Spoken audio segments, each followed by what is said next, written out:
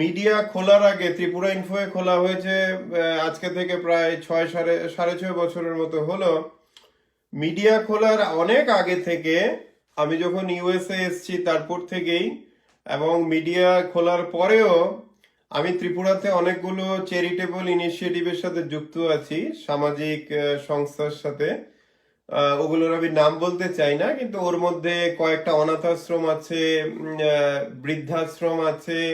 বিভিন্নভাবে সমাজের যতটুকু আমার অল্প স্বল্প ক্ষমতায় আমি যতটুকু করতে পারি, তো ওইভাবে আমি যুক্ত আছি ত্রিপুরাতে অনেকগুলো এরকম ইনিশিয়েটিভের সাথে। তো আগরতলা থেকে, আগরতলার আউটস্কার্টসে আপনার আমতলি পেরিয়ে গোকুলনগর বলে একটা জায়গা আছে। গোকুলনগরটা হচ্ছে আপনাদের বিশালগড় থেকে একটু আগে। ওখানে আমার একটা গ্রামের বাড়ি আছে, অনেক পুরনো গ্রামের বাড়ি। তো আমি তো থাকি না ত্রিপুরায়, আমার বাবা মাও বৃদ্ধ হয়েছেন, ওরা বেশিরভাগ সময়ই মানে চিকিৎসার কারণে কলকাতায় থাকেন, মাঝে মধ্যে আসেন আগরতলা। কিন্তু ওই গ্রামের বাড়িতে যত চাল থেকে শুরু করে শাক সবজি যত কিছু প্রোডাকশন হয়, পুরোটাই এই অনাথ আশ্রম তারপর বৃদ্ধাশ্রমদের সাপ্লাই দেওয়া হয়। এটা অনেক বছর ধরে চলছে, অনেক বছর ধরে, মানে আমি বলবো গত 12-13 বছর ধরে চলছে এটা, এই ইনিশিয়েটিভ চলছে আমার। তো এটা আপনারা বন্ধুরা অনেকেই জানেন না যে আমি মিডিয়া খোলার আগে আগে ত্রিপুরাতে বিভিন্ন সমাজসেবামূলক ভাবে আমি জড়িয়েছিলাম। তো একটা ঘটনা হয়েছে মহালয়ার ঠিক আগের দিন রাত্রে। আগরতলা বা মিডিয়াতে অনেকেই জানেন যে আমার একটা গ্রামের বাড়ি আছে, এবং গ্রামের বাড়ি থেকে যত শাক সবজি চাল থেকে যাই হয়, ওটা পুরোটাই অনাথ আশ্রম এবং বৃদ্ধাশ্রমকে প্রত্যেকদিন দেওয়া হয় বা সপ্তাহে দেওয়া হয়, এসে নিয়ে যায় ওরা। তো ওই গ্রামের বাড়িতে মহালয়ার আগের দিন রাতে বিজেপির ফ্ল্যাগ লাগানো 3টে বড় বড় গাড়ি ওখানে গেছে আমার গ্রামের বাড়ির গেটে সন্ধ্যা 6:30টার সময়।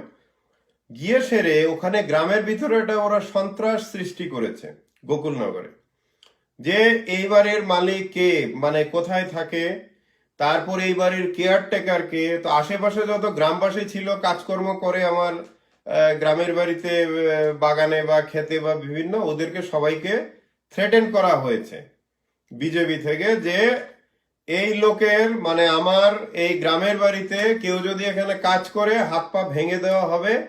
তো এরকম 3টে ওরা বড় গাড়ি করে এসছে, স্করপিও এবং বড় গাড়ি করে এসছে মহালয়ার ঠিক আগের দিন রাত্রেবেলা এসে গ্রামের লোকজনকে শাসিয়ে টাসিয়ে, বিজেপির ফ্ল্যাগ লাগানো ছিল।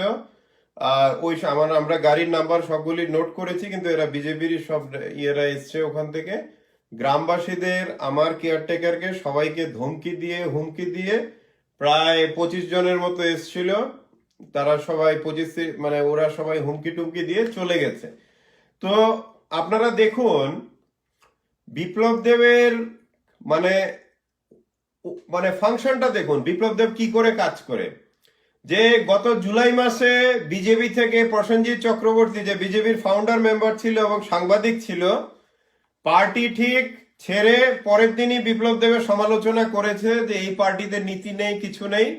ঠিক 3 দিন পরে প্রসেনজিৎ চক্রবর্তীর বাড়িতে 150 গুন্ডা গিয়ে অ্যাটাক করেছে, হাত পা ভেঙে প্রসেনজিৎ চক্রবর্তীর ল্যাপটপ থেকে সবকিছু মানে চুরি করে নিয়ে গেছে, এবং প্রসেনজিৎ চক্রবর্তী হসপিটালাইজের মতো অবস্থা হয়েছে। আপনারা দেখেছেন এই ভিডিও জুলাই মাসে। তারপর কদিন আগে দেখুন সাবরুমে বিপ্লব দেব বললেন মিডিয়াকে দেখে নেব।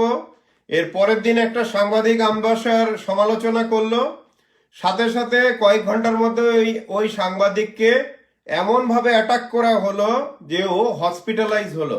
এই দুটো ঘটনাতেই কিন্তু বিপ্লব দেব কিন্তু চুপ, কারণ নিজেই ঘটনাটা করিয়েছেন সাংবাদিকদের উপর অ্যাটাক। তো এবার ত্রিপুরা ইনফো এবং ত্রিপুরা ইনফো এর এডিটর থাকে অনেক দূরে, তো ত্রিপুরা ইনফো এর তো কাউকে ওরা পাচ্ছে না খুঁজে।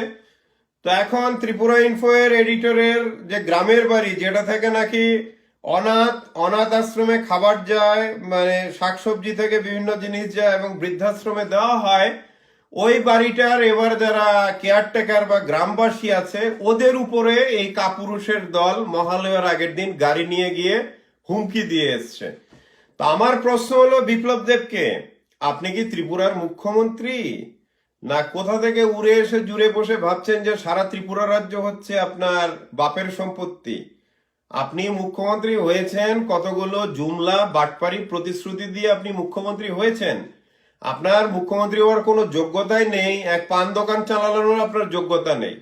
আপনারা ত্রিপুরাবাসীকে মিথ্যা প্রতিশ্রুতিগুলো দিয়েছেন যে ফ্রি স্মার্টফোন দেওয়া হবে সব যুবক যুবতীদের, প্রত্যেককে দেওয়া হবে 50,000 গভর্নমেন্ট চাকরি দেওয়া হবে প্রথম বছর, তারপর রেগার ভাতা বাড়ানো হবে 340 টাকা, তারপর 30 মাসে দেওয়া হবে 7 লক্ষ চাকরি। এটার আবার ভিডিও আছে। টাইমস অফ ইন্ডিয়ার সাংবাদিক মহুয়া চ্যাটার্জির সাথে বিপ্লব দেব 2018 এপ্রিল মাসে যে ইন্টারভিউটা দিয়েছেন বা মেতে দিল্লিতে, ওতে বলেছে যে 30 মাসে আমরা 7 লক্ষ বেকার যুবক যুবতীদের আমরা চাকরি দেব। আর 11 ফেব্রুয়ারি 2018 সোনারতুরি হোটেলে ইউনিয়ন মিনিস্টার অরুণ জেটলির সামনে অশোক সিনহা এবং বিজেপির সবাই ছিল। এরা একটা ভিশন ডকুমেন্ট একটা রিলিজ করেছে। এই ভিশন ডকুমেন্টে লেখা আছে বিজেপি জিতলে পরে কি কি করবে ত্রিপুরাতে, ওটা আপনারা সবাই পড়ে দেখবেন। আমি বিশেষ করে যারা নাকি বিজেপির এখন ভক্ত বা যারা এখনো সেই কি বলে ভ্রমে আছেন যে এই এই এই বাটপারের দল আপনাদের জন্য কিছু করবে ত্রিপুরাতে, আপনারা সেই ভ্রম থেকে বেরিয়ে আসুন। এই ভ্রম থেকে বেরিয়ে আসুন, ভিশন ডকুমেন্ট একবার পড়ুন।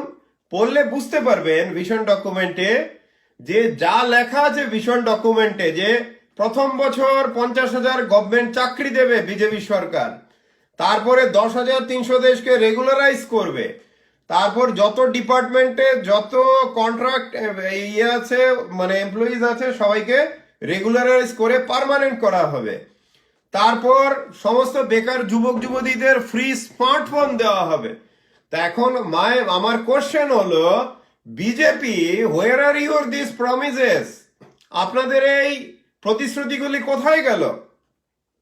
আমরা ধরেই নিলাম বিপ্লব দেব মূর্খ, কিন্তু যারা নাকি বিজেপি থেকে আপনারা কি বলে ইন্টেলেকচুয়াল বা কি বলে শিক্ষিত লোকেরা আছেন পার্টিতে, আমি অশোক সিনহা থেকে শুরু করে বিজেপির সবাইকে, বিপ্লব দেবকেও বলছি, আমি চ্যালেঞ্জ করে বলছি, আপনারা যদি কাপুরুষ না হন, আপনারা যদি পুরুষ হন, আপনারা আমার সাথে ডিবেটে আসুন। ভিশন ডকুমেন্ট হবে টপিক, আমরা এক একটা পয়েন্ট নিয়ে আমরা যাব এবং আপনাদের জবাব দিতে হবে যে আপনারা এই 2.5 বছরে কি করেছেন ত্রিপুরাতে, what you have done in this 2.5 years। আপনাদের এটা জবাব দিয়ে সারা ত্রিপুরার মানুষের কাছে করতে হবে। আপনাদের যদি ক্ষমতা থাকে, আমি ত্রিপুরা বিজেপি যতজন আছেন মাথা, আমার কথাটা শুনুন, আপনাদের আমি ওপেন চ্যালেঞ্জ দিচ্ছি। আপনারা যদি মানুষ হয়ে থাকেন, পুরুষ যদি হয়ে থাকেন, আমার সাথে ডিবেটে আসুন। টপিক হবে ভিশন ডকুমেন্ট। আপনাদের ক্ষমতা থাকলে আমাদেরকে জানাবেন। আমাদের মিডিয়া আছে, আমাদের সাংবাদিকরা আছে, ইমেল আছে, হোয়াটসঅ্যাপ আছে, জানাবেন কখন ডিবেটে আসতে হবে আমি ডিবেট করতে রাজি আপনাদের সাথে। একটা ডিবেট হোক আপনাদের সাথে যে আপনারা কি করেছেন 2.5 বছরে, আর ভিশন ডকুমেন্টের কতগুলো পয়েন্ট আপনারা অ্যাচিভ করেছেন, এটা আমার সাথে আপনারা ডিবেট করুন। আপনারা যদি মানুষ হয়ে থাকেন এবং কাপুরুষ না হয়ে থাকেন, আমি বিপ্লব দেব থেকে সবাইকে চ্যালেঞ্জ দিচ্ছি, আপনারা পুরুষ হলে এই চ্যালেঞ্জটা নিন। আপনারা আমার গ্রামের বাড়ি, যেখানে নাকি গত 12-13 বছর ধরে গরিব মানুষদের, তারপর অনাথদের, বৃদ্ধাশ্রম বৃদ্ধাদের, কয়েকশো লোকেদের ফ্রিতে ওখান থেকে চাল থেকে শুরু করে সবজি বিভিন্ন জিনিস সাপ্লাই করা হয়, আমি সোশ্যাল সার্ভিসের জন্য খুলে রেখেছি এই গ্রামের এরকম একটা বাড়ি। আপনারা ওখানে গুন্ডা পাঠিয়ে ওখানে গ্রামের লোকদের ভয় দেখাচ্ছেন, এটা কত বড় কাপুরুষতা! এটাই আপনাকে শিখিয়েছিল বিজেপি পার্টি থেকে, না দীনদয়াল উপাধ্যায়, না নরেন্দ্র মোদীর ফিলোসফি এগুলো? আপনাদের লজ্জা করে না বিজেপি যে করেন? আপনারা সাধারণ মানুষের উপরে অ্যাটাক করছেন মুখ খুললে পরে। আপনাদের দম থাকলে ডিবেটে আসুন না, আপনারা ডিবেটে আসুন। আপনারা গত 2.5 বছরে কি করেছেন, আর আমিও যাদের জিজ্ঞেস করতে পারি যে আপনাদের অ্যাচিভমেন্ট কি, চলুন আমরা কথা বলি, ডিবেট হন। আপনারা যদি মানুষ হয়ে থাকেন, যদি কাপুরুষ না হন, আমার চ্যালেঞ্জ অ্যাকসেপ্ট করুন। এক সপ্তাহের মধ্যে আমাকে জানান কোথায় ডিবেট করতে হবে, আমি লাইভ ভিডিওতে এসে ডিবেট করব আপনাদের সাথে। আমি চ্যালেঞ্জ দেখছি আজকে বিপ্লব দেব এবং বিপ্লব দেবের সব কোম্পানিকে, আপনাদের যদি কাপুরুষ না হন, আপনারা ডিবেটে আসুন, পয়েন্ট নিয়ে আমরা ডিবেট করব। ভিশন ডকুমেন্ট থেকে শুরু করে 2.5 বছরে আপনারা কি কাজ করেছেন সারা ত্রিপুরাবাসীও জানবে, আপনারাও জবাবদিহি করতে বাধ্য। আপনাদের জবাব দিতে হবে যে জিবি হসপিটালে গত ফেব্রুয়ারি থেকে কেন 200-র উপরে লোক মারা গেল, তারপর ভিশন ডকুমেন্টে যে এত কিছু জুমলা প্রতিশ্রুতি দেওয়া হয়েছে, এগুলো কোথায়? কোথায় এই প্রতিশ্রুতিগুলো? এগুলো কে পালন করবে? কারে? এটা কি মামার বাড়ি নাকি যে না বাপের সম্পত্তি? যে আমি কোনো প্রোগ্রামে গেলাম, প্রোগ্রামে গিয়ে বলে দিলাম যে 2 साल में 5.5 लाख का ये हो गया, रोजगार हो गया, अभी खाली बाकी है 1,50,000। আরে এটা কি এটা ত্রিপুরা রাজ্য কি আপনাদের বাটপাড়ির কি মানে ক্ষেত্র নাকি? এটা ত্রিপুরাতে 37 লক্ষ লোক আছে, আপনারা একবার সবাইকে বোকা বানিয়েছেন বিভিন্ন রকমের বাটপাড়ি প্রতিশ্রুতি দিয়ে। আপনারা কি বারবার পারবেন এই প্রতিশ্রুতি দিয়ে? আপনারা পারবেন না। আপনারা যা করেছেন 2.5 বছরে, মানুষ অলরেডি থুতু ফেকছে চারিদিকে বিজেপির উপরে। তো বিজেপি, আমি বলবো যে পার্টি বিজেপিতে, এটা তো সব কংগ্রেস থেকে গেছে। বিজেপি তো ত্রিপুরা থেকে আগে কিছু ছিল না। ত্রিপুরা বিজেপিতে যারাই আছে সব হচ্ছে কংগ্রেসের, বলা যেতে পারে কংগ্রেস থেকে এসছে। তা আমি বিপ্লব দেব, অশোক সিনহা থেকে শুরু করে যারা আছে বিজেপিতে, প্রতিমা ভৌমিক থেকে শুরু করে যারা আছে বিজেপিতে, আপনাদের আমি চ্যালেঞ্জ দিচ্ছি, 1 সপ্তাহের মধ্যে জানান কোথায় আপনাদের সাথে ডিবেট করতে হবে, কোন মিডিয়াতে, লাইভ ভিডিওতে। আমরা ভিশন ডকুমেন্ট বিজেপির আর এই 2.5 বছরে ভিশন ডকুমেন্টে কি কাজ করেছে এটা নিয়ে আমাদের ডিবেট হবে। আপনারা যদি মানুষ হন আর যদি ভীতু আর কাপুরুষ না হন, আমার চ্যালেঞ্জ আপনারা অ্যাকসেপ্ট করুন। আমরা ত্রিপুরাবাসী লাইভ দেখবে এই ডিবেট, যে আপনারা কি করেছেন গত 2.5 বছরে। আমিও জিজ্ঞেস করব কোশ্চেন, আমাকেও কোশ্চেন করতে পারেন। সারা ত্রিপুরাবাসীর কাছে যেহেতু আপনারা ক্ষমতায় আছেন, আপনাদের জবাব দিতে হবে।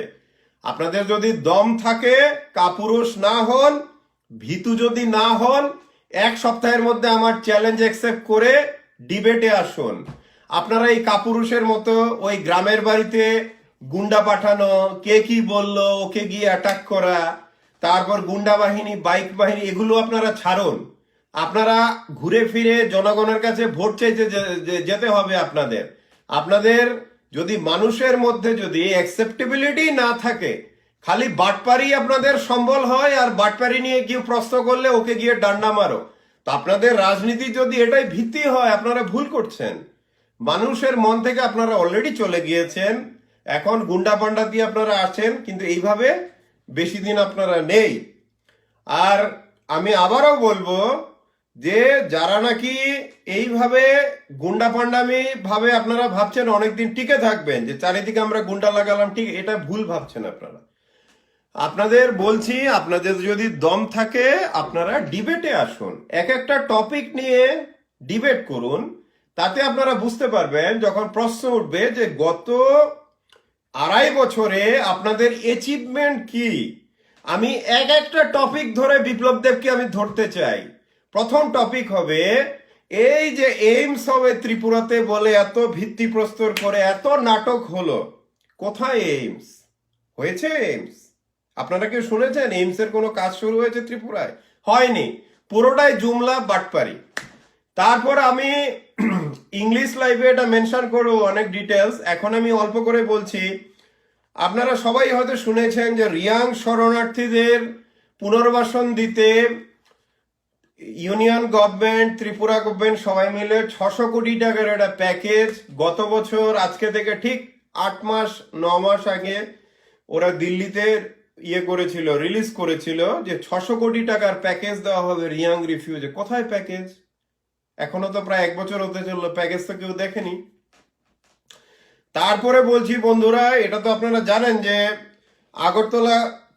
আগরতলা কত বড় স্মার্ট সিটি হয়েছে গত 2.5 বছরে, আপনারা সবাই জানেন, এটা আমার আর বলতে হবে না। তো আগরতলাতে একটু বৃষ্টি হলেই জল হচ্ছে, ড্রেনগুলো কোনো হচ্ছে, খুবই খারাপ অবস্থা সিটির।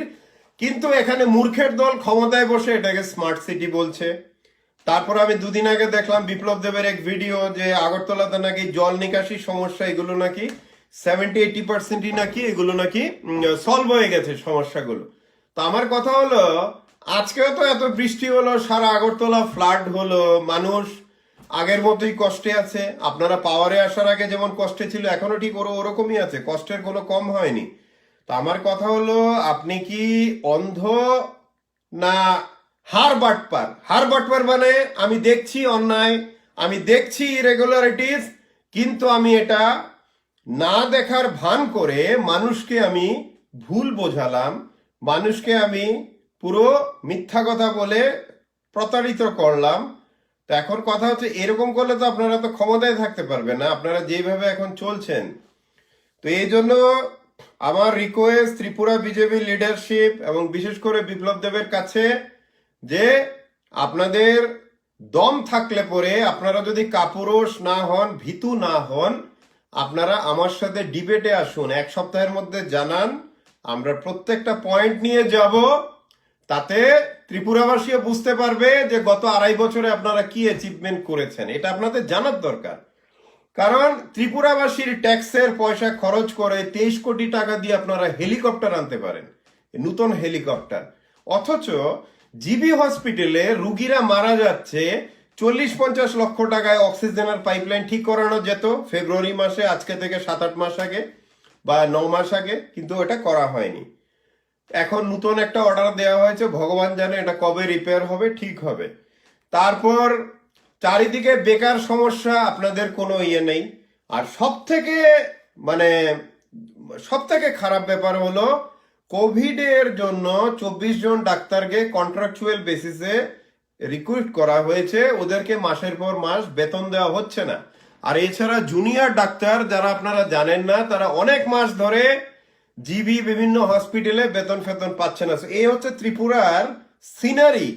তো এখন আপনারা যারা ডাক্তারদের উপর রাগ দেখাচ্ছেন, আমার অনুরোধ, ডাক্তারদের উপর দেখাবেন না, কারণ ডাক্তাররাও মানুষ, এরা নিজেরা ঝুঁকি নিয়ে কাজ করছে হসপিটালে, ওনারা কাজ করছেন যতটুকু পারেন, করছেন ডেডিকেশন দিয়ে, কিন্তু ওদের বেতনটা অবধি বিপ্লব দেবের সরকার দিচ্ছে না সময় মতো। এক্সট্রা তো কোনো কিছু দেওয়া তো দূরের কথা, এক্সট্রা কোনো ভাতা বা কিছু কোভিডের ওগুলো তো দূরের কথা, ন্যূনতম বেতনটাও ডাক্তাররা অনেকরা পাচ্ছেন না। তোরা কি করে কাজ করবেন হসপিটালগুলোতে? এই জন্য জিবি হসপিটাল থেকে বাকি হসপিটালগুলো নরক হয়ে গেছে। রুগী যাচ্ছে, কোনো চিকিৎসা নেই, অক্সিজেন নেই, কিছু নেই, রুগী কোনো চিকিৎসা না পেয়ে মারা যাচ্ছে, অক্সিজেনের অভাবে মারা যাচ্ছে হসপিটালগুলিতে।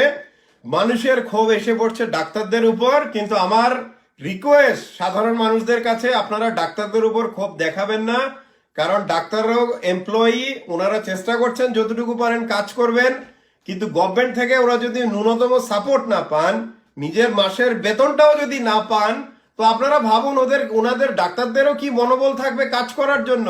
ওনারা তো কাজ করছেন নিজেদের প্রফেশনের ডেডিকেশনের জন্য, কিন্তু এই হচ্ছে ত্রিপুরার অবস্থা এখন, যে ডাক্তাররা বেতন পায় না, রোগীদের হসপিটালে মারা যায় অক্সিজেনের অভাবে, চারিদিকে নৈরাজ্য চলছে। কিন্তু এই নৈরাজ্য নিয়ে কোনো পত্রিকা যদি লেখে, ওই সাংবাদিককে গিয়ে মারো, তারপরে পত্রিকার উপর অ্যাটাক হোক, এমনকি দৈনিক সংবাদের এডিটরের এগেনস্টে ফলস কেস লাগানো হয়েছে। তারপর আমি টুইন এডিটর, আমার গ্রামের বাড়ি যেখান থেকে অনাথ বৃদ্ধাশ্রমে বিভিন্ন দিকে সমাজসেবার জন্য যায়, শাকসবজি থেকে ফলমূল, ওখানে গিয়ে ভয় দেখানো হচ্ছে গ্রামের বাড়িতে। তো এই হচ্ছে বিপ্লব দেবের সরকার এক কথায়। তো এইভাবে আমরা ত্রিপুরাতে কতদিন আমরা এইসব সহ্য করব?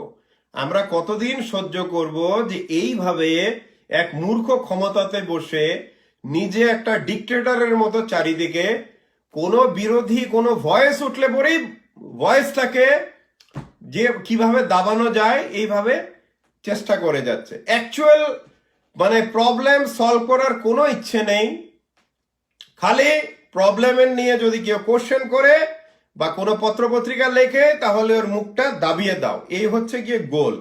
তা আমি ত্রিপুরাবাসী সবাই যারা দেখছেন আমার লাইভ, বা আপনারা যারা সেম ভাবে চিন্তা করতে, আপনাদের বলবো আপনারা নিজেদের আওয়াজ তুলুন, চুপ করে বসে থাকবেন না। এদের কাছে লোকজনও কম, চারিদিকে কম। আর এছাড়া আপনারা বোধহয় জানেন যে গত 6-7 মাস ধরে ত্রিপুরা পুলিশ থেকে শুরু করে ত্রিপুরার যত গভর্নমেন্ট ডিপার্টমেন্ট আছে, এমনকি সেক্রেটারিয়েটে আইএএস আইপিএস থেকে টিসিএস টিপিএস দের মধ্যে বিশাল বড় রিজেন্টমেন্ট। তারা এই অ্যাডমিনিস্ট্রেশনে তারা ফেড আপ হয়ে গেছে। তো এখন আপনাদের সবারই উচিত, এটা সোশ্যাল প্ল্যাটফর্ম হোক, নিজেদের কোনো ছোটভাবে হোক, আপনারা নিজেদের আওয়াজ তুলুন, নিজেরা সোশ্যাল মিডিয়া থেকে বিভিন্ন জায়গায় আওয়াজ তুলুন। আর গুন্ডাগিরি এবং এই যে মানে একটা ভয় দেখানো যে অ্যাটাক হবে, মুখ খুললেই অ্যাটাক হবে, এটার জন্য আপনারা সবাই একসাথে মানে নামুন, দরকার হলে রাস্তায় নামুন, কিন্তু আপনারা এটার বিরুদ্ধে গর্জে উঠুন।